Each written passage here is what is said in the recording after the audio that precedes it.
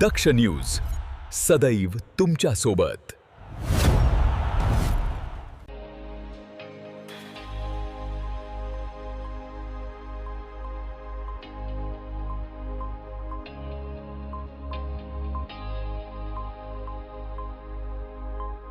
त्र्यंबकेश्वर तालुक्यातील पहिने भिलमाळ येथे सार्वजनिक बांधकाम विभागामार्फत सुरू असलेल्या पुलाच्या कामादरम्यान संबंधित कंत्राटदाराने वाहतुकीसाठी नदीपात्रामध्ये पर्यायी रस्ता तयार केला होता। मात्र गेल्या काही दिवसांपासून सुरू असलेल्या मुसळधार पावसामुळे नदीला आलेल्या पुराच्या पाण्यात हा पर्यायी रस्ता पूर्णपणे वाहून गेला। या घटनेमुळे परिसरातील वाहतूक विस्कळीत झाली असून नागरिकांना मोठा त्रास सहन करावा लागतोय।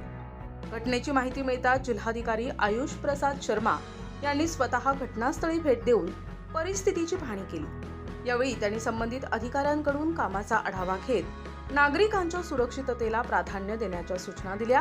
तसेच पुलाचे काम युद्ध पातळीवर पूर्ण करण्याबरोबरच पर्यायी वाहतुकीची सुरक्षित व्यवस्था करण्याचे निर्देशही संबंधित यंत्रणेला देण्यात आल्याची माहिती मिळाली आहे।